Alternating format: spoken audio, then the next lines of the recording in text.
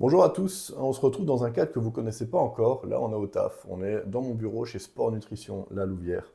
On va profiter un petit peu de cette vidéo pour faire un petit peu le tour de mon parcours en powerlifting et de ce que je prévois là pour la suite, une petite transition temporaire en bodybuilding. Je vais y revenir plus tard. Là, tout de suite, on va parler des résultats de la dernière compétition, Titanes del Mediterraneo, et on va en même temps en profiter pour revenir sur les précédentes compétitions que je n'avais pas forcément vlog. J'avais les vidéos, je ne les ai pas publiées, soit parce que j'ai pas eu le temps, soit parce que j'ai oublié, soit parce que j'étais pas satisfait du rendu final et de manière générale pas satisfait du résultat global de la compétition. Titanes del Mediterraneo, c'est une compétition qui me tenait à cœur parce que c'est une compétition sur laquelle je me reposais un petit peu, où au final la préparation avait très bien commencé et très mal terminé. On va revenir un petit peu sur tout ça. Donc, globalement, mes compétitions, ces 2 dernières années, elles ont été semées d'embûches. Pendant les préparations, généralement, j'ai atteint un niveau qui était assez sympathique. Je me rappelle avoir fait du 830 kg de total. En début d'année dernière, un doublé à 820 kg. Là, ici, pendant cette préparation, je suis monté à 840 kg de total. Donc, on a mine de rien un niveau qui augmente un petit peu chaque année. Tous les 6 mois, j'arrive à rajouter 10 kg sur mon total, ce qui est quand même pas mal. Et au final, en compétition, ben, ça floppe un peu. Et je suis le premier à le dire, je ne suis pas du tout ce genre de personne qui va venir et étaler son niveau. Ouais, j'ai fait champion du monde WPC 2023, j'ai fait champion à l'Arnold Classic. Oui, oui, ce sont des choses vraies, ce sont des choses que je pourrais utiliser. Le fait est que bah, WPC 2023, les Worlds, c'est un gros coup de bol parce que techniquement, il y avait 2 gars à 1000 kg de total qui étaient supposés être là et qui au final se sont pas pointés. Et l'Arnold, c'est juste que Matteo était en junior, mais Matteo m'a mis une branlée. Matteo a fait 870, j'ai fait 817,5. Et donc, au final, c'est Matteo qui gagne la guerre qu'on avait lancée sur Instagram. Et au final, le 110 junior, non, 125 junior, parce que j'étais en 125, le 125 junior fait un plus gros total que le 125 open. Donc oui, à chaque compétition, que ce soit les Worlds 2023, que ce soit l'Arnold, j'ai eu des belles batailles, parce que clairement, les Worlds 2023, le podium s'est joué à chaque fois avec 2,5 kg d'écart sur le premier, le deuxième et le troisième. Donc c'est une belle victoire en soi. J'ai gagné une belle compétition parce que on s'est vraiment battu. C'est vraiment sur le dernier soulevé de terre que le mec rate que je conserve la première place et qui me permet d'avoir ce titre. Est-ce que je me considère champion du monde? Non. Concrètement, non, pas avec ce total. En attendant, j'ai gagné la compétition et c'était vraiment une bataille qui était hyper stimulante et qui était hyper intense. À l'Arnold, c'est un peu pareil. J'ai une bataille avec le deuxième qui se joue à 10 kg d'écart et qui se joue sur le dernier deadlift. Est-ce que je me considère comme le gagnant de l'Arnold? Non. Par contre, j'ai gagné de nouveau une belle bataille pour avoir la première place. Et c'est surtout de ça dont je suis fier. C'est le fait d'avoir à chaque fois, malgré les circonstances, me débrouiller pour aller choper la première place. Du coup de bol pour avoir gagné ce genre d'événement, peut-être, parce que des gens qui étaient plus forts auraient probablement pu venir. Le fait est qu'ils ne sont pas venus et que du coup, j'ai gagné une belle compétition. Et ça, c'est un truc, bah, il faut toujours pouvoir se satisfaire des petites victoires et c'est toujours sympathique. Les années précédentes sont faites, maintenant on va arriver sur Titanes del Mediterraneo. Pour Titanes, j'avais abordé une approche différente. J'avais arrêté le coaching avec Youssouf en début d'année dernière, pendant ma préparation pour le Clash of Titans ABS. Et pendant cette préparation, je me suis déchiré le tendon du quadriceps gauche. Déchirure superficielle, on n'a pas été sectionner le tendon, c'était juste une déchirure en longueur de 2,5 cm. À la suite de ça, j'ai dû annuler ma participation à cette compétition et entamer de la kiné, de la réhab. Le problème, j'ai voulu réattaquer une préparation assez vite parce que je ne voulais pas passer une année complète sans faire de compétition. Et donc très vite, j'avais dans l'idée de faire le Ragnarok 3 WRPF Espagne, qui était début décembre. Cette compétition a été annulée. C'est le Titanes del Mediterraneo qui a pris la place le 13 décembre. Et donc j'ai commencé à préparer cette compétition. C'était pas forcément la meilleure idée du monde de vouloir préparer aussi rapidement, surtout que j'avais constaté pendant ma réhab que j'avais un gros pattern de compensation sur mon squat où je décalais toute ma charge sur la jambe droite. J'ai fait énormément de tempo pour réguler ça. Le fait est que sur des hautes charges, je pense que l'appréhension que j'avais eue sur la douleur du genou gauche en début d'année a fait que j'ai continué à compenser ma position. Et j'ai fini ma préparation en fait avec un genou droit qui était complètement explosé, une hanche qui avait bougé, et puis surtout pour préserver mes genoux, j'avais décidé de passer de high bar à low bar. Le problème, c'est que du coup, ça a commencé à mettre des grosses tensions sur les coudes qui ont terminé en épicondylite au niveau du coude gauche. Quand je vous dis qu'il y a un schéma de compensation énorme, c'est pas des lol. Et en fait, je me suis retrouvé sur mes 2 derniers mois de compétition, premièrement, à ne pas être capable de faire un squat sans avoir des douleurs aux genoux qui me limitent en termes d'intensité et de volume, et puis surtout d'avoir une épicondylite au niveau du coude gauche, qui m'ont empêché de bench pendant un mois avant la compétition. Le dernier bench que j'ai fait avant la compétition, c'était une semaine avant, qui était plus ou moins pain-free sur le top 7, mais impossible de faire des back-off, j'avais dû tout faire à la chest press. Et un mois avant ça, chaque semaine, j'avais dû postponer mon bench, tout simplement parce qu'à 120 kg, en décrochant, j'avais déjà des douleurs. Par contre, au deadlift, effectivement, quand tu sous-entraînes les deux autres mouvements, tu as un mouvement qui pop de nulle part. Au deadlift, j'avais un palier à 320 kg qui était bloqué depuis 1 an et demi. Bah, il se trouve que là, le 320 kg, non seulement je l'ai validé en single qui passe facile, mais je l'ai validé en triplé et j'ai même été chercher 330 kg en dead. Je ne les ai pas refait à la compétition.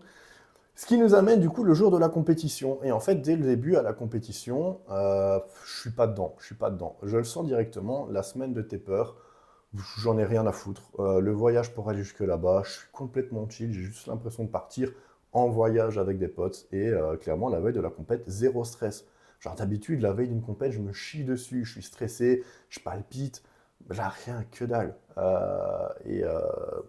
Je sais déjà que ça va être très dur de me focus et d'aller chercher au fond de moi pour sortir un résultat acceptable.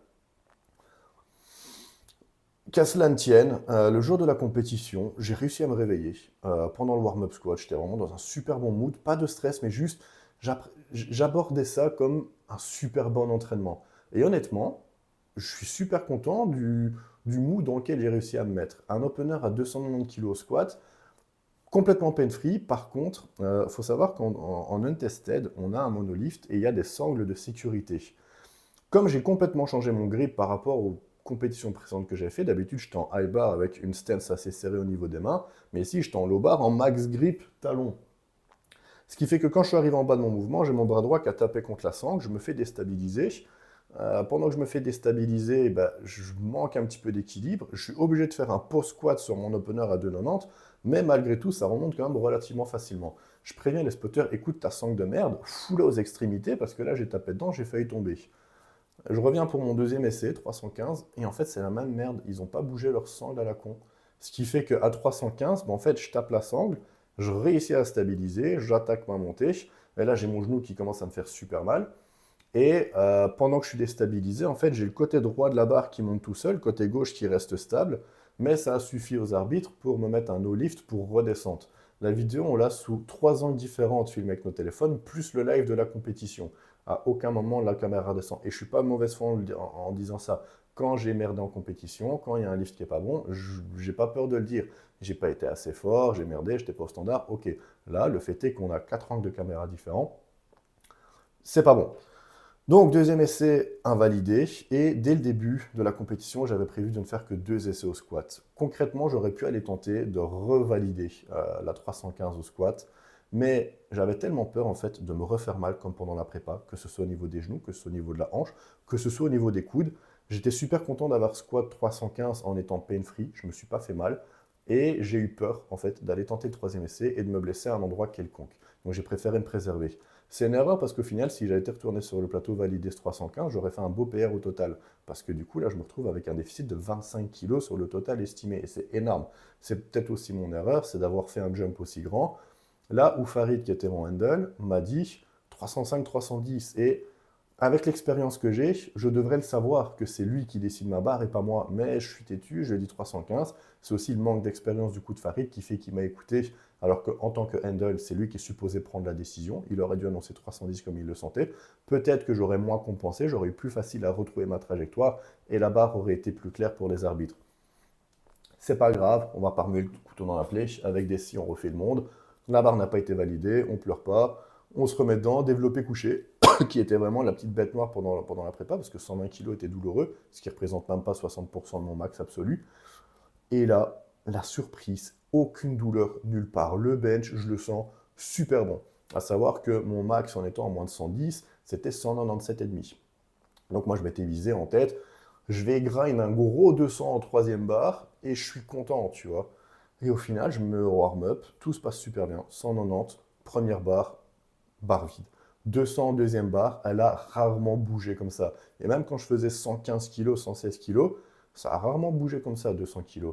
Et donc là, je me suis senti pousser des ailes, j'ai annoncé 207,5. 205 aurait été le bon call. 205, ils étaient là à la compétition. En moins de 110, ça aurait été une première, ça aurait été un énorme PR. J'ai tenté 207, petit manque de force sur la fin du mouvement, ça passe pas. Mais de toute façon, tout ça, vous l'avez déjà vu dans le vlog.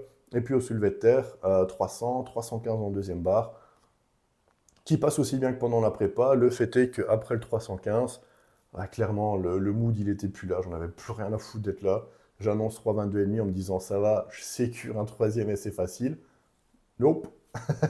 Est-ce que c'est grave? Non, de toute façon, le total de la compétition allait être catastrophique, bien en dessous de mes espérances. Et donc, de toute façon, en fait, je suis arrivé sur le plateau pour 322,5. C'était juste pour le spectacle. Je n'étais pas moi-même convaincu qu'elle allait passer. J'ai quand même tout donné jusqu'au bout. Le fait est que après 315, j'ai clairement senti que j'étais un petit peu en dessous. Résultat de cette compétition, c'est que j'ai accepté que mon corps avait besoin de repos. Clairement, l'année dernière, il a été extrêmement traumatisant en début d'année et enchaîner une deuxième préparation sur une hanche et des genoux qui n'étaient pas au top a continué à traumatiser mon corps. Je l'ai clairement senti, je l'ai compris et là, je vais clairement prendre mon temps pour me refaire. Je vais profiter de ce laps de temps pour faire un objectif que je m'étais fixé depuis des années. Parce que moi, à la base, quand j'ai commencé la musculation, c'était dans un objectif de bodybuilding et pas de powerlifting. Et donc, c'est officiel, je me lance en bodybuilding. Je vais faire le top de Colmar le 28 mars avec Ludovic, qui était venu participer à des compétitions de powerlifting l'année dernière avec moi. Non, il y a 2 ans, c'était en 2024. Et j'ai déjà commencé la sèche. J'ai attaqué la sèche directement après la compétition. Là, pour l'instant, on a à moins 6 kilos. Savoir que la diète pendant Titanès, j'avais fait un vlog dessus où j'étais à 5000 calories. Ce total calorique, il était même passé à 5400 calories. Hyper propre. Enfin, de toute façon, vous l'avez vu dans le vlog, hein, je mange relativement propre. Toutes les calories, les macros sont comptés correctement. Chaque repas est au gramme près. Même en prise de masse, je ne me laisse pas d'écart. C'est pas que je vais faire des prises de masse dégueulasses où je vais me dire, de toute façon, je suis en prise de masse, je peux manger des frites 3 fois sur la semaine. Non, ça n'existe pas. Je tiens à ma santé, je tiens à mon corps. J'adore manger sain, j'adore préparer des trucs. Et donc là, maintenant, ici en sèche, j'ai fait absolument zéro écart. Savoir que même au fait, quand j'ai été manger dans la famille ou quoi que ce soit j'avais mon tube avec moi, avec mes plats, soit j'ai mangé avec eux, mais j'ai vraiment sélectionné très précieusement, très précautionneusement ce que j'allais manger.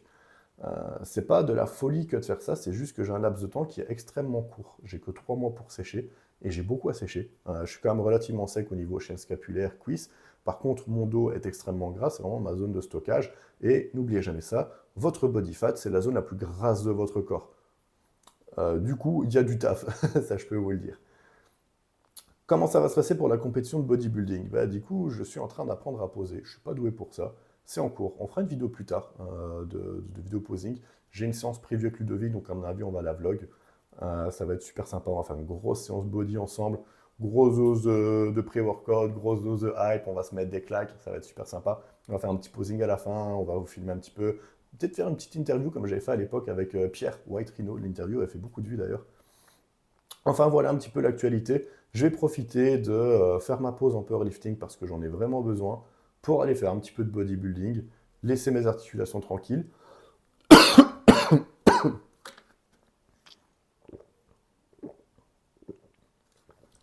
Hydratez-vous les gars, super important, après on finit par tousser. Enfin voilà, on a fait un petit débrief de la compétition. Concrètement, il y a eu des beaux résultats qui ont été faits pendant les dernières années. La force a quand même pas mal augmenté. Juste, j'ai une sorte de malédiction qui fait qu'à chaque fois pendant une préparation, il y a quelque chose qui se passe mal. Avant l'Arnold, en plus, c'est des trucs qui n'arrivent jamais à personne. Avant l'Arnold, vraiment, c'était la membrane entre le tibia et la fibula qui avait été affaiblie. On ne sait pas trop pourquoi, mais du coup, j'avais un déséquilibre de la hanche qui me créait une douleur dans tout le bas de la jambe horrible. Donc même pour marcher, c'était compliqué. Donc j'avais dû faire une démarche de step, j'avais dû faire une décharge au niveau du squat, parce que du coup, partir en dorsiflexion, c'était incroyablement douloureux. Enfin, soit vraiment, avant l'Arnold, j'avais eu ça qui m'avait déjà bien niqué. Euh, Avant, du coup, ABS l'année passée, que j'ai dû withdraw, c'est la déchirure du tendon. Et là, ici, c'est compensation des suites de la déchirure. Donc, j'ai vraiment enchaîné, en fait, depuis l'Arnold, là où mon niveau a vraiment commencé à bien monter. J'ai vraiment enchaîné une suite de merde assez hallucinante. Donc là, ouais, je pense vraiment qu'il faut que je laisse mon corps se reposer. J'ai une petite idée de quand sera ma prochaine compétition, parce que oui, je m'arrête jamais. Ça, j'en parlerai plus tard. Juste pour l'instant, restez branchés parce que je vais peut-être faire un petit peu de contenu body. Ça peut être intéressant. Dites-moi en commentaire ce que vous avez envie de voir sur cette chaîne. Dites-moi en commentaire si vous avez des questions par rapport à mon parcours en powerlifting, par rapport à ce que je prévois de faire en bodybuilding, si j'ai que Colmar de prévu ou si j'ai d'autres idées. Et on se retrouve pour la prochaine vidéo. Ciao!